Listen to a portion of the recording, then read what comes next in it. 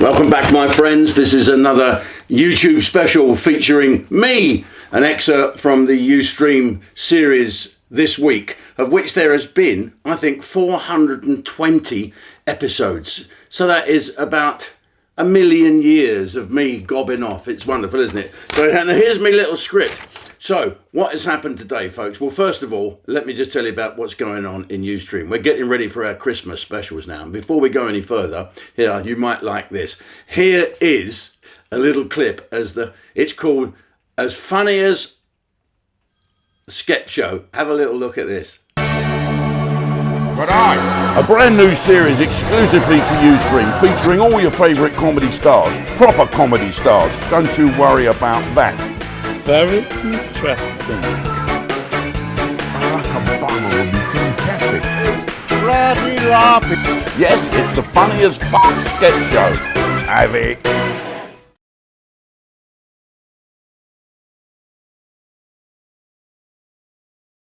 There we are. If that doesn't get you wet in your pants, I've no idea. Don't worry, they'll dry out later. Let's get to some more funnier stuff at the moment. Rwanda. What is that about? Rwanda. It's spelled R-W-A-N-D. Rwanda. Right, so never trust a country that's got no vowels in it. It's like Wales, isn't it? I know what we do. We'll invent a language with no vowels so the English don't know where they're going, and they'll run out of petrol because we'll call the service station a gesnithish now. That'll bugger them right up. Okay, so Rwanda. Were we really expected to send people to Rwanda? What if they wanted to go there? What if they said, right, I want to go to Rwanda for my holidays? Well, just get on a dinghy and go to Dover. You'll end up there, flown by the RAF. So Suella Braverman has now bit the dust. And in her letter to Rishi, Action Man, she has said that he never had a plan B. He knew it would fail and that he never had a plan B, and which he then lied. I don't think she said lied. You're not allowed to say the L word. He lied to Parliament and to the country to saying this is what he's going to do. So let's see what James Cleverly does. How's he going to send all the boats back? I'm not sure. I know he did tell Nick Robinson to go do one the other day. I thought that was quite good. I can't stand that bloke on the BBC. But anyway, I digress. So this is what's happening now. So we cannot send illegal immigrants to Rwanda in a deal that we've paid 140 million for. 140 million the government have just thrown away. But you owe them $2,000 on VAT. They'll be down on you like a ton of hot bullshit. This is the double standards again. We'll talk about that on Ustream in a minute and touch on it here.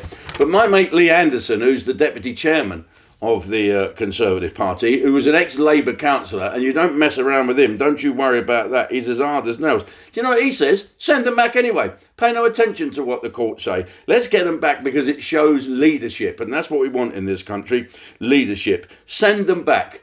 And he asks, and I'm asking, who runs this country? Is it the foreign courts? Or is it our government? We want our government to do it. And let's just have a look at the protest that's going on now. There's been some more pro-Palestinian protesters and a march all round the place. Okay, now, and they've climbed all over some more stuff down in Westminster. They've climbed over a memorial for the Royal Artillery, the buggers, as my father and grandfather's regiment, draping their flags everywhere. So what would happen if the football fans did that? The Alliance of Football Fans. Oh no, right-wing thugs.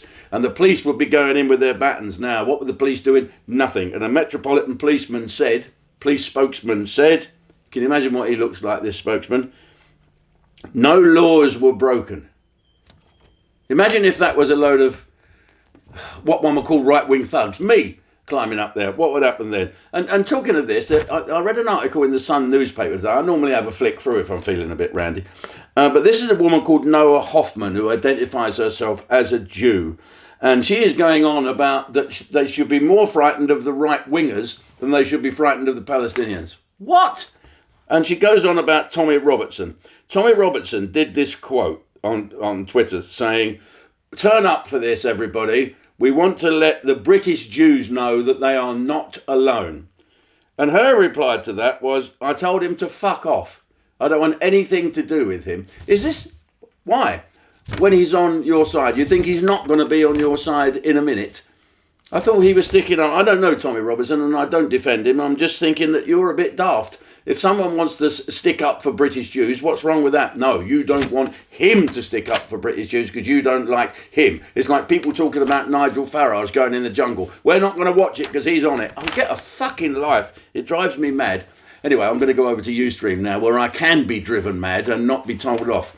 So, ladies and gentlemen, come join me, ustream.com. Sign up for a month, and if you don't like it, leave. It's quite simple, but you will enjoy it. And then go to our store and buy a Squirrel t-shirt.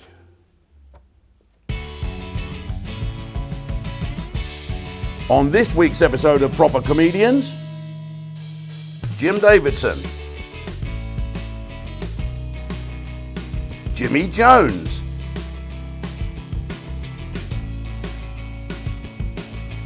Ricky Lane,